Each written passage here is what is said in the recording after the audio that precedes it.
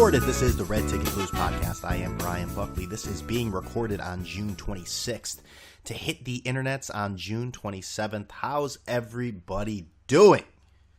Remember, you can follow me on Twitter at BrianBuck13 and at Red Ticket Blues. So, there's a lot to get to. There's so much, we won't even get to it. But that's how much. I'm just going to talk here and waste time about the things I can't get to.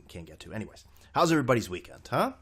Did you make the most of it? Was it just not long enough? Oh, boy. Why are the weeks so long and the weekends so short? It's just not fair, huh? Did you have that conversation at work today in the break room? Well, I did. It wasn't funny last week or the week before or the month before. It's still the same. Just don't talk to me. Anyways, so I went to some kids' birthday parties this weekend, because that's fun. It was good to see people. And, so what can I say? See some family, see some friends. Talked current events, the election. My father phrased it the best. Who do you want? Do you want a crook or do you want a lunatic? This is 1 year. This is the year. It's always trendy and cliche to say, oh, it's lesser of two evils. You got to pick who you... This is... Can you remember a time... I'm 35 years old. If you're older, can you remember a time where they've had their two worst candidates to choose from than Hillary Clinton and Donald Trump? Is it possible? You want a crook or a lunatic? And my father said, I'll take the crook, because you know what? We've flourished under crooks before. Why not keep it going? My uncle said, I want the lunatic. He best represents me as a lunatic. Something along those lines. That's a decision everyone's going to have to make on their own, and it's a secret ballot, so please, let's not try to, push your agenda on other people. Thank you, Internet and society. Anyways, the show is already off to a banging start. I'll try to come back and make sure it doesn't happen. Ben Affleck, you don't want it to be this, right? Or is it a redemption story? It's a tragedy. It's like Macbeth. Yes, that was him shit-faced on the Bill Simmons inaugural, Any Given Wednesday show on HBO. We could talk about that in a little bit. Bill said he was not drunk, but he said we taped the show on the late morning, because, alcoholics never drink in the morning. That never happens. We will talk about that. We'll get into a little... Let's see, Derrick Rose is now a member of the New York Knicks. One big city to another. Jose Reyes, a familiar face to the New York Mets. Does he belong there? Hot takes galore from every inch and nook and cranny of society. Does he deserve a second chance from his domestic violence incident? We'll talk about how the Yankees continue to be the most unfan-friendly pieces of garbage you've ever met. And... little other NBA, Ayesha Curry is complaining. Kevin Durant, where will he go? And we'll get into other stuff. Let's start with Jose Reyes. So Jose Reyes dropped by the Colorado Rockies after serving his 52-game suspension for domestic violence towards his wife. There were no charges dropped. They were dropped by his wife. Predictable. I mean. Let's be honest. I heard the worst caller in WFAN history, that being Ralph in Manhattan, call Richard Neer this weekend on WFAN Sports Radio in New York, and he made Reyes' wife out to be the gold digging. And she knows. I think Neer said she knows which who butters her bread. She's not going to do that. That's the meal ticket. You kind of do feel that way in a sense. I think if it was that big of an incident, maybe there would have been a divorce, as if she wanted to get out of it. I'm trying to stay within the sports realm here. Don't want to get too much into this society, this sect, not this sect, but this aura of domestic violence that probably definitely not qualified to get into. But here it is. Jose Reyes is a guy who, he's a show-off. He's a braggart. He took himself out of the lineup to get the batting chip. But he does not have a history of being a bad guy. Then my wife said to me, well, how do you know that? What about the stuff that wasn't reported? And it's a great point, but I can't be mad at someone. I can't be angry and cast guilt on something that wasn't reported, because that's not fair to him. So where am I going with this? Once you get to the story, you're burying the lead here, Brian. Good call. So what happened was he is now reunited with the New York Mets. They picked him up, league minimum. Jose Reyes lost $6 point something million. based on that suspension, and now not the same Jose Reyes that was here in New York, but an older version. What can he do? We'll find that out. He'll be probably up with the Mets next week playing third base for David Wright, who, we didn't even mention this on the podcast. Good guy. I think he seems like a great guy, but he's done. Stick a fork in him, man.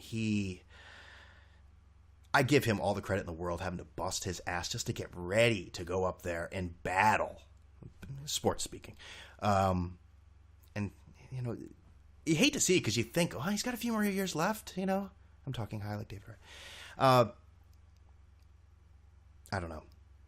But anyways, let's stick with this season. So Jose Reyes will be taking over that spot from David Wright, who should get all the accolades he deserves. Guys, played great. His career is over. Think about life after baseball, man. It's not worth it at this point. So Jose Reyes, he'll be taking over there after spending about a week in the minors.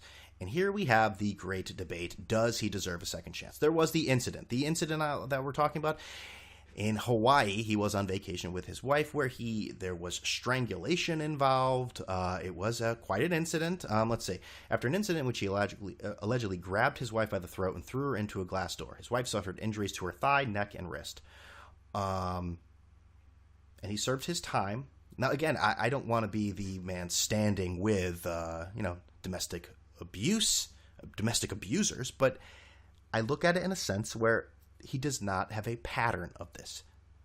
There is no history here. Now, let me tell you something. He is on the shortest leash. How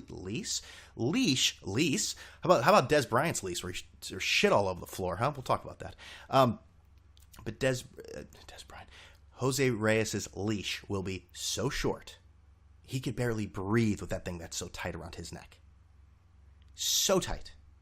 Now, I mean, you're going to have the media come out, and here's Keith Law.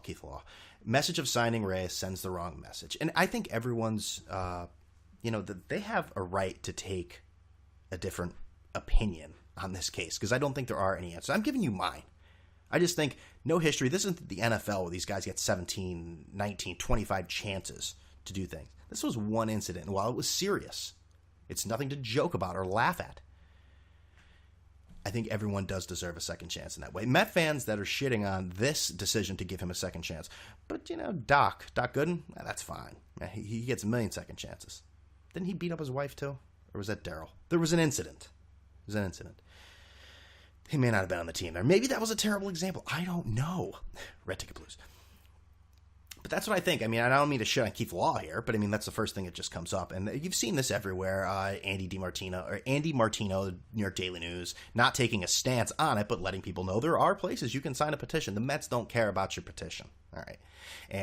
But Keith Law does bring up the idea that, the Mets believe he deserves a second chance. Would they believe he deserves a second chance if he couldn't help them? Well, no, obviously not. This is how it works, man. Ray Rice didn't have anything left, okay? He also was on video from what he did. But let me tell you something. If Ray Rice could still play football at a maximum level, there would be people involved. There would be teams. There would be suitors saying, hey, Ray, listen, we're all about second chances, right? Yeah. Come on in. Let's see what you got. Yeah. Ray Rice was declining every year. And then they saw him knock his wife out on a video in a public place and then drag her out like a Neanderthal of the elevator. That's why he doesn't play anymore. Greg Hardy's was not on video, but he still could play. That's why, after all reading through that entire document, everything with his case, he was given a job. Jose Reyes still has something left in the tank. Now, if you look at his numbers, they are not the same as they were with the New York Mets when he was younger, like I said. Another thing, everyone's, he's saying the right things, he's doing all the right stuff. And, on Twitter the other day, he had some, it obviously sounded like him singing reggaeton. It was in Spanish. My wife translates some. For a guy that's want to be humble and stay off the radar here, talking about how your house, meaning the listener, wouldn't even fit in his living room. He has so many cars, he doesn't even know how to drive them. He doesn't even know he's never even started them, which, it's probably not the approach I'd take. Probably a little off the radar. But Jose. Let's look. Hey, don't give me this page unresponsive stuff. I'm looking at Jose Reyes' stuff here. All right, so this isn't good. Not his numbers, but my computer's freezing. All right. Yeah, I mean, and listen, he's been ravaged by injuries. That whole thing just disappear. Okay, I guess it's still here. Can we start some sort of like GoFundMe or Kickstarter for, a new computer for the Red Ticket Blues podcast? Because this thing is a glorified paperweight at this point. Yes, it can record a podcast a few times a week, but that's about it. All right, so you look at numbers here. He's been ravaged by injuries here. A lot of 259, 285, 274, 287. These are all with Toronto, Miami, Colorado. But look at the games played: 47, 69, once. Oh, that's the same year. I'm an idiot. That's the same year, just split between Toronto and Colorado. 93, 116. I mean, he's missed games. The Mets desperately need offense right now. They are sinking. They're sinking. Steven Matz is hurt. He's going to miss his next start. Matt Harvey has not been the same player. Noah Syndergaard has been the savior of the pitching staff. And obviously there's been DeGrom has not had the greatest year, but they need him. They need a new spark in there. They need something in the offense to get going. So my stance: Jose Reyes deserves a second chance. But I'll tell you, if anything happens, cut your ties, and I'm sure the Mets are ready to do that. The Mets. Luckily, the Washington Nationals are just playing like complete crap lately. So the Mets remain in the NL East hunt. They're only 3 games out. The Nationals are 3-7 in their last 10. And the Mets are tied with the Marlins. I don't have the actual numbers in front of me, but how about Ichiro Suzuki? How about Ichiro, man? Dude's 42 years old, batting like 340-something, 350-something. I don't have it exactly in front of me. And played in almost every game. It's not just a little pinch hit here, pinch hit there. Unbelievable. And apparently Ken Griffey Jr. used to tickle him so much that he'd be drenched in sweat before Mariners games, which is very creepy. I don't know where I'm going with that one, but I don't know where he was going with that one, but anyways. All right. Moving on, let's get to the Derrick Rose story. So the Knicks they had no picks in the draft, because I feel like that's almost every year that happens. But I think they made a good trade. Now, there are some Knicks fans that did not like this trade, and I really don't understand why. You bring Derrick Rose, who's still 27 years old. Yes, he's ravaged by injury. Yes, the jokes. Ha ha ha. He needs milk. He has rickets. Whatever.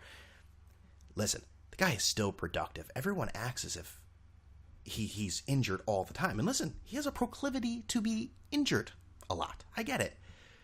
But I think whenever we see something on the ticker and you see Derrick Rose injured, go, oh! And you go on Twitter and there's a million memes and there's a million vines and there's all that. The guy did play. And let's see. Last year, Derrick Rose played in 66 games. Okay? 66 games.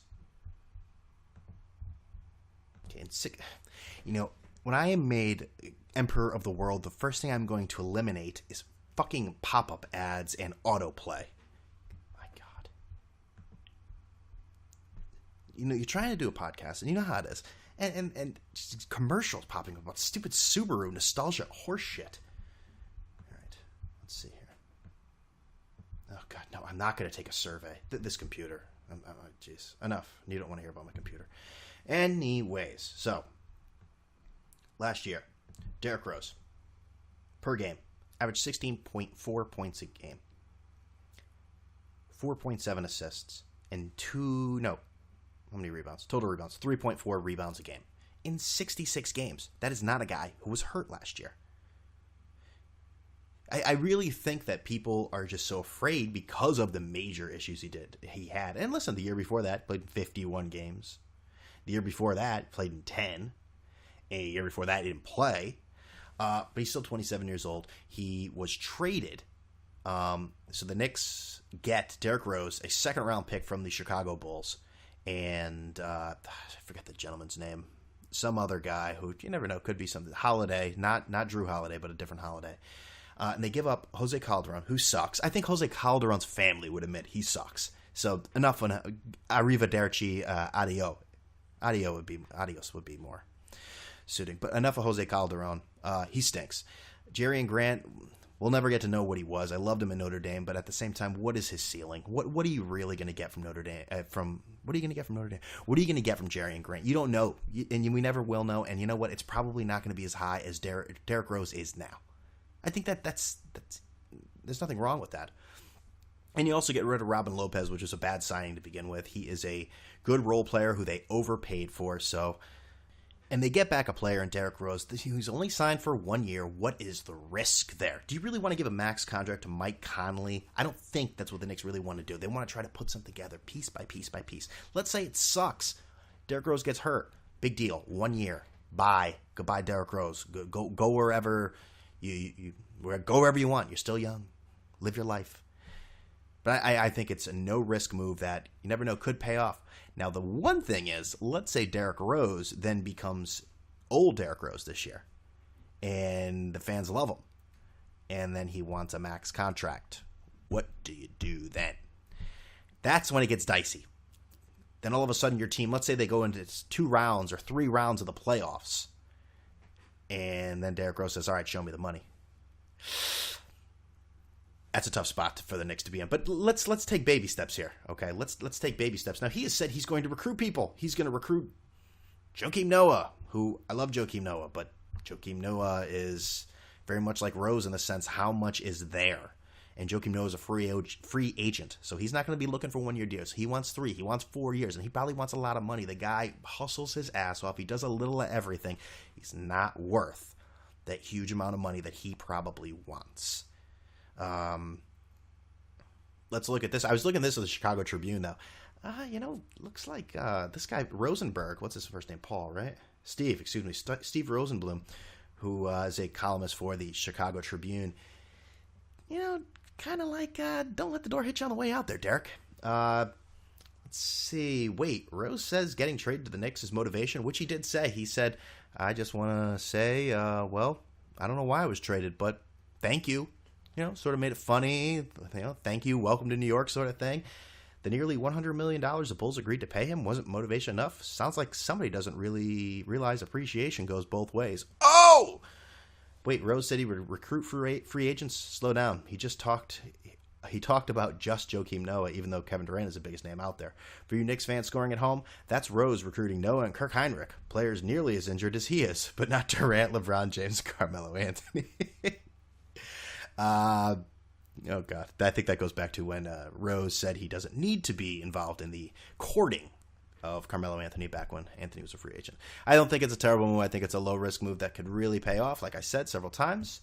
We'll see. Speaking of Kevin Durant, he's sort of going the LeBron route from a few years ago. I don't know what the decision will be, but he is in New York with the Rock Nation advertising agency, and he wants, what is the list? It is the list of the Celtics, the Warriors, the Spurs, the Clippers, and the Heat are the teams that are being invited to this ass-kissing galore. Do you really need people? Because listen, this is what's going to happen. Let's start eliminating teams here. Miami, you never know. Although that seems to be a dark horse, really. Boston, it's not going to happen. Let's see here. I don't know if Durant would be able to take the slings and arrows in Boston if things were going. And that's another thing with Derrick Rose, by the way, too. Chicago's Chicago. And a lot of people let that pass. His injuries, his bullshit. And listen, I'm sure he got a ton of crap. But, these nights, these days when Derrick Rose is completely fine to play and just says, I'm not going to play, that's not going to fly in New York. I mean, there are so many puns and headlines being created by the Daily News and the Post right now. They're just being stored in probably just terabytes full of puns for when he's injured. And he's got a little bit of thin skin. We talked about this. He talked about how he gets to sit out a few games. You know what he'd like to see is he doesn't want to be hurting in a chair at his kid's graduation. His kid's like 5. I mean, this is what this guy who's getting paid hundreds of $millions is worried about.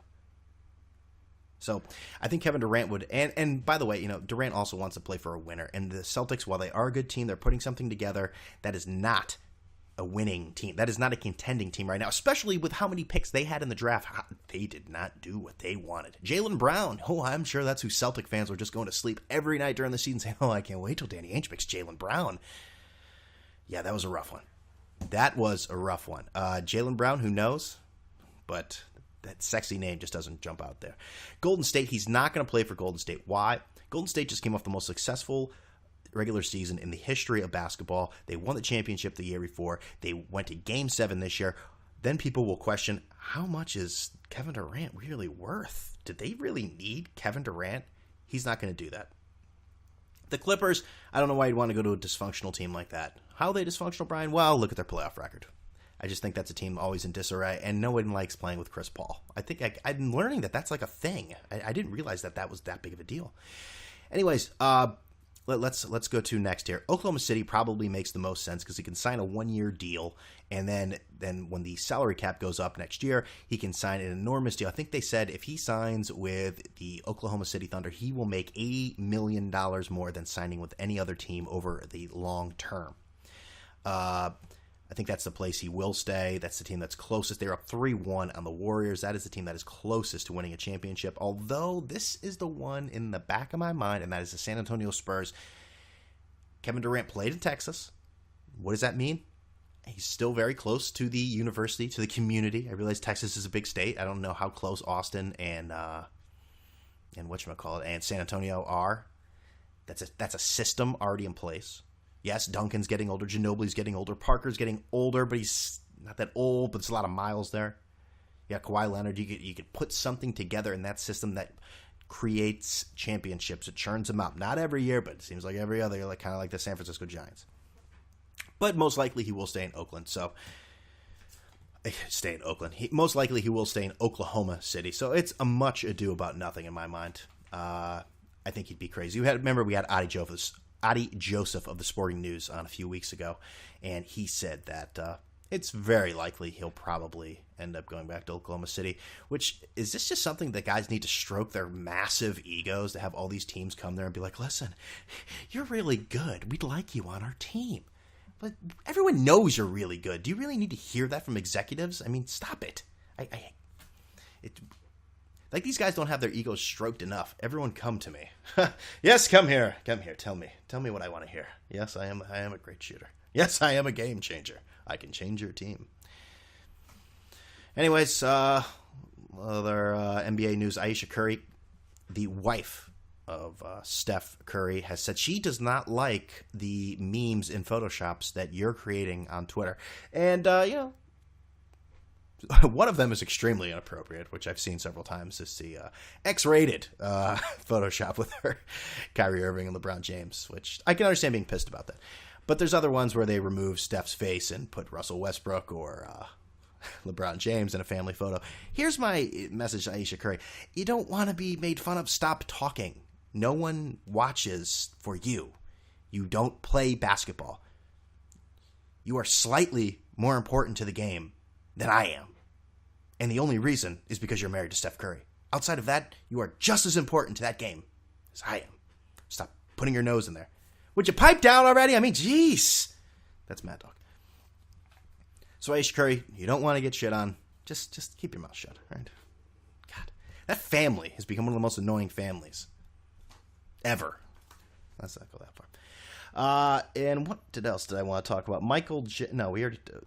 I guess just making one more point with the NBA. It's kind of a loose point, but Michael Jackson was involved in the news a week ago or two. I guess revealing more stuff that they found at his Neverland Valley Ranch at that sick fucking pervert's house a few years ago when he was. I know he's been dead. I mean, he's not back.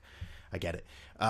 Just stuff with child pornography and everything. But I guess maybe that report is false. But it did say there was some creepy stuff there to begin with. The NBA still plays that guy's music.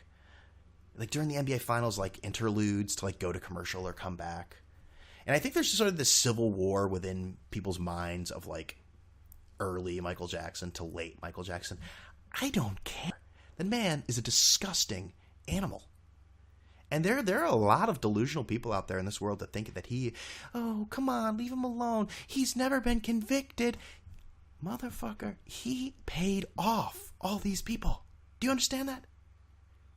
He paid them off. How many lawsuits, how many things were settled out of court with Michael Jackson? I mean, this guy built an amusement park to bring kids to his house. I mean, that doesn't get more like enabling than that. Come on, I built an amusement park. Kids like amusement parks. The sick child molesters in this world wish they had the resources like that. He was the ultimate child molester. And there's still such an enormous part of the population that, I love listening to Michael Jackson. I'm sorry, I can't do it.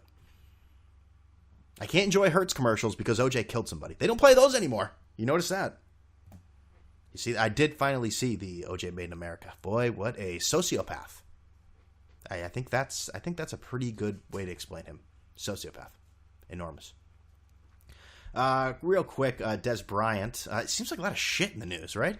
Ivan Nova rented a place I told you about a few weeks ago. It's feces everywhere. I don't know if people are not using toilets or... I'm not sure how that works. I mean, is the toilet broken and then you just keep going in there? Is that normal? I don't know. I would feel like that would be a very unpleasant place to live. But I guess this Des Bryant here, Cowboys wide receiver Des Bryant is being sued by his former attorney and landlord Royce West for allegedly causing more than $60,000 worth of damage to a DeSoto rental mansion. I never heard those two words, rental mansion. The court action is the latest falling out between the two, who used to be close.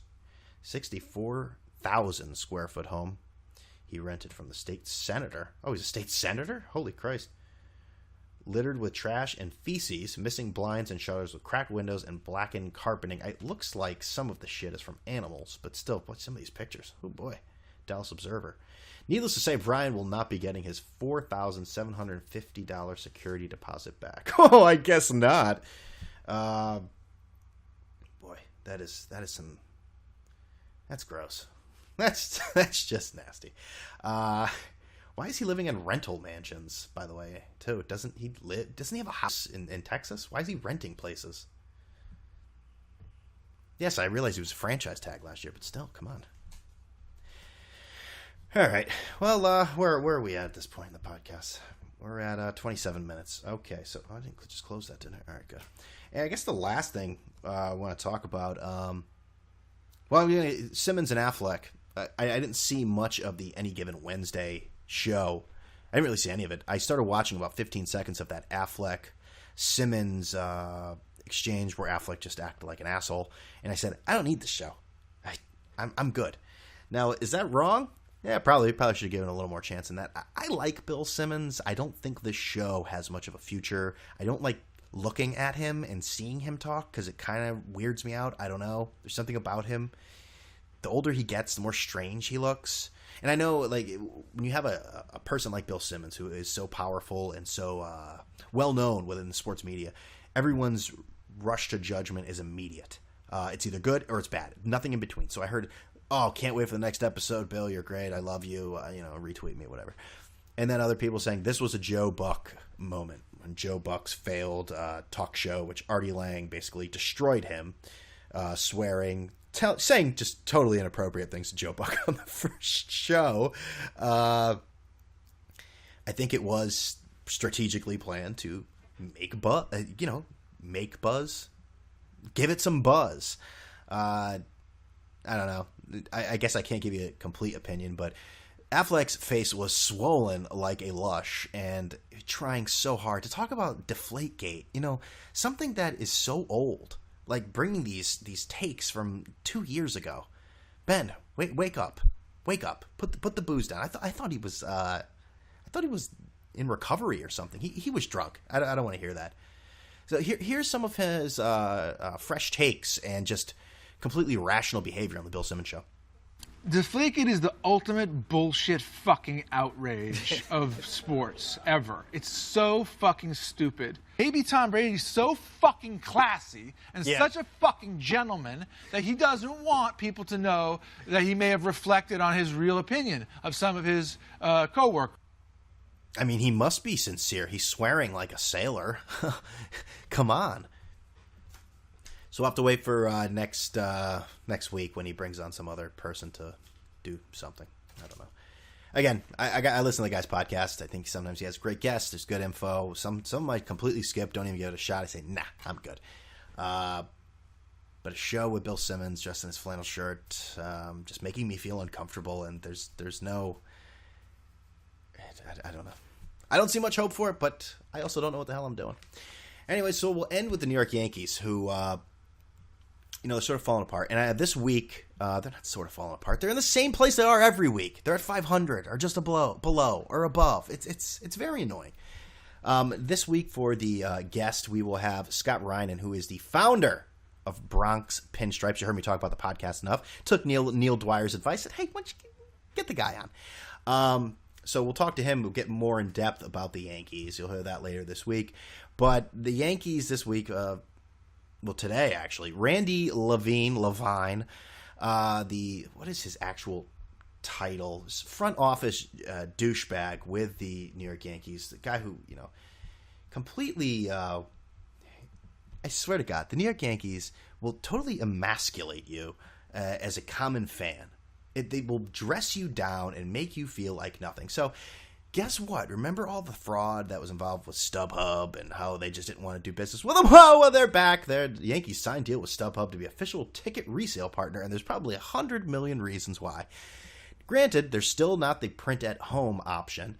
Randy Levine did declare that obsolete today, so finger on the pulse, because I never see anyone printing out tickets to games. It's obsolete. Why? Because I said so.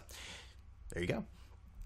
And he said that, the $100 million, there'll be a lot of mobile tickets. Mobile technology has improved within the StubHub brand, according to Levine. And so that will make it easier for customers. Now, I see an incident where people are constantly on their phones, and when their phone dies, how are they going to show the ticket to people? That can be interesting. People are going to have to travel external chargers, but what are you supposed to say to someone when they want to get back to their seat and they say, well, my phone's dead. What do I do?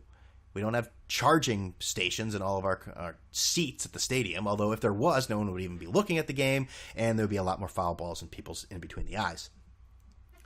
We're thrilled to provide mobile-only technology solution for customers that are coming through StubHub. StubHub President Scott Cutler said.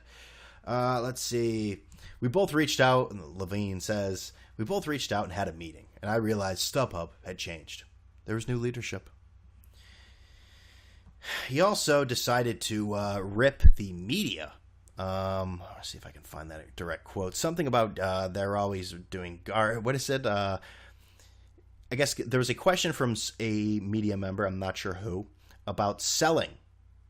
Being sellers, because the Yankees continue to stay just above and below and above. It's like a camera in the water, just going up and down, up and down, up and down. That is their season in a nutshell. Not really. So this is how he responded. The difference is that most of you guys have never run anything, and we have a lot of history knowing what we're doing. That's right.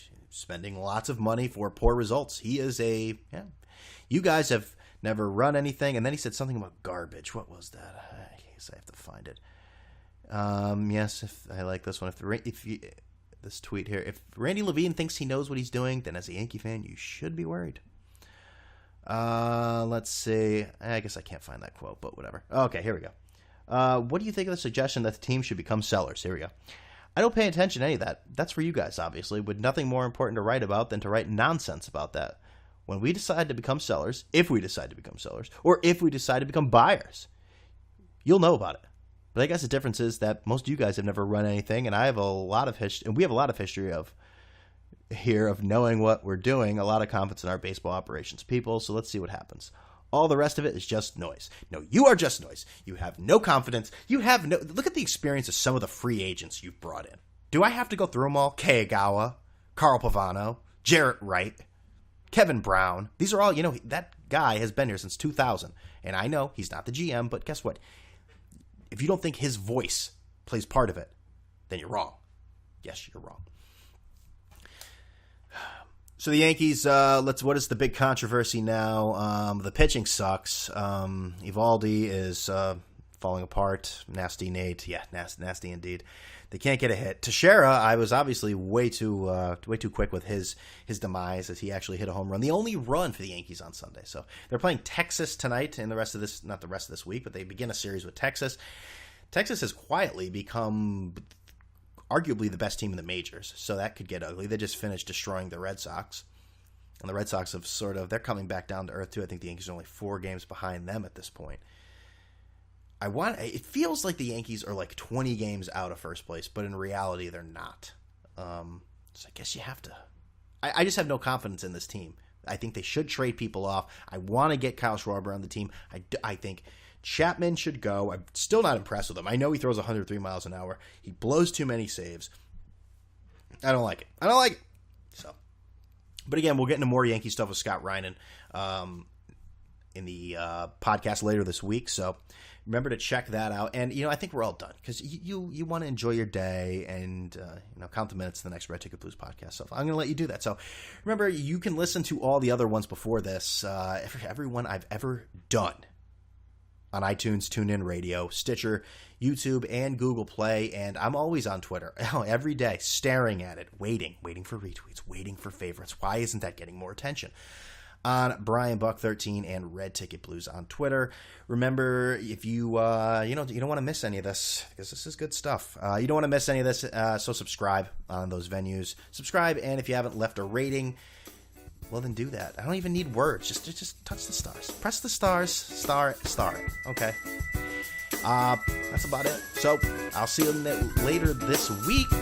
Well, you'll hear me later this week. With all that being said, I'm out of here.